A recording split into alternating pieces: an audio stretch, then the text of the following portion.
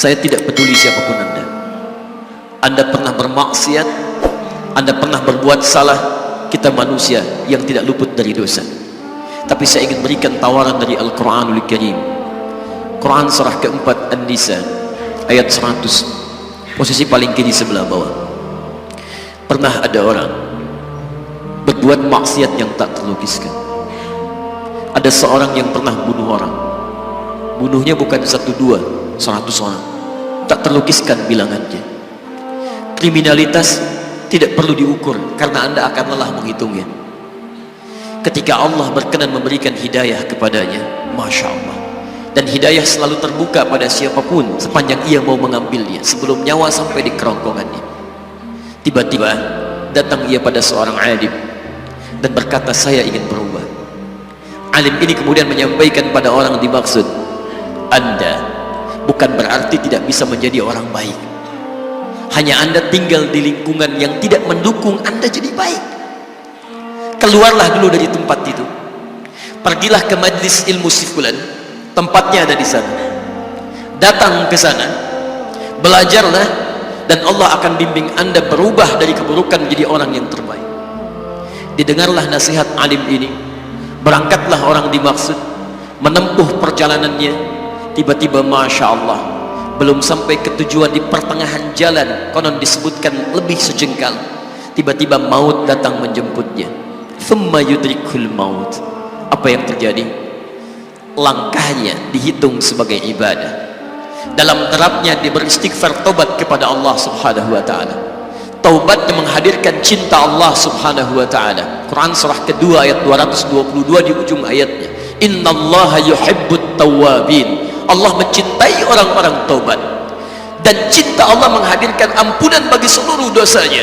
Quran surah ketiga Ali Imran ayat 31, paling kiri sebelah atas. Qul in kuntum tuhibbunallaha fattabi'uni yuhibbukumullah. Allah cintai orang yang mau taat pada Rasulnya. Lihat, ketika Allah mencintai seorang hamba, wa yaghfir lakum dzunubakum, Allah ampuni seluruh dosa-dosanya. Derap langkahnya menghadirkan istighfar, taubatnya menghadirkan cinta Allah menghadirkan seluruh ampunan bagi dosa-dosa yang ia miliki. Maka apa yang terjadi?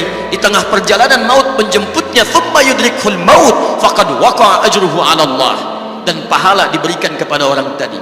Di jalan, maaf, maut datang, taubat diterima, dosa diampuni, dan amalan didapati dengan derap langkahnya. Maka apa yang terjadi? Thumma yudrikhul maut faqad waqa'a ajruhu 'ala Allah. Pahalanya dituliskan oleh Allah, dakhalal jannah, kata Nabi, masuk surga orang ini. Anda bisa bayangkan, pernah bunuh orang 100 orang, mabuk tak terlukiskan, kriminalitas tak perlu dihitung. Ketika dia mau bertobat, datang ke majlis ilmu, Masya Allah, meninggal di tengah jalan, kata Nabi, dakhalal jannah. Bertobat diampuni dosanya, derap langkahnya ada pahalanya, dakhalal jannah. Turun ayat untuk melukiskan tawaran yang sama kepada kita. Wa may yuhajir fi sabilillahi yajid fil ardi muraghaman katsiran was'a. Siapapun yang mau berubah kembali pada ketentuan jalan Allah, kalau dia masih punya batas-batas kehidupan, kami akan berikan kelapangan di sisa hidupnya dan kelimpahan-limpahan kenikmatan selama dia hidup. Wa may yakhruj min baitihi muhajiran ila Allahi wa rasuli.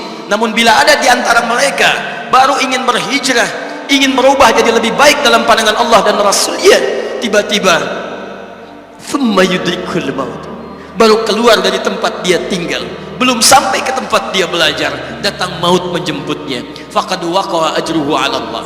Kami terima semua amalnya, kami ampuni dosa-dosanya, dan kami tuliskan namanya di dalam surga. Bila 100 orang saja yang pernah dibunuh oleh orang ini, pernah bunuh 100 orang, mabuk tak terlukiskan, kriminalitas tak terhitung, mau berangkat ke majlis ilmu, tak sampai ke majlisnya, meninggal dia, bisa masuk surga. Masa Anda yang tidak pernah bunuh orang? Ada yang pernah bunuh orang di sini? Boleh angkat tangan? Ada polisi di sini, langsung saya sampaikan insyaallah. Anda gak pernah bunuh orang, Anda tidak pernah mabuk, Anda tidak pernah berbuat kriminalitas seperti orang dulu. Salah, wajar, tapi pintu tobat terbuka untuk kita semua. Masya Allah, bedanya dengan orang tadi belum sampai ke majlis ilmu, Anda sudah hadir di dalamnya, langsung di rumah Allah, diberikan tempat yang terbaik, dan kita akan belajar. kalau dengan semua ini belum mempermudah Anda ke surga, dengan cara apa lagi Allah mesti mengantarkan Anda ke surga? Kalau dengan duduknya Anda di sini belum mau juga bertobat, dengan cara apa lagi Allah harus membimbing Anda bertobat? Kalau dengan seperti ini belum juga Anda taat kepada Rasul, dengan cara apa lagi Allah mesti meyakinkan Anda untuk taat kepada Rasulullah SAW? Karena itu teman-teman sekalian, mari kita pelajari ilmunya, dan dengan ilmu itu akan membimbing kita insya Allah kembali kepada Allah sampai mengajak keluarga kita ke surga insya Allah.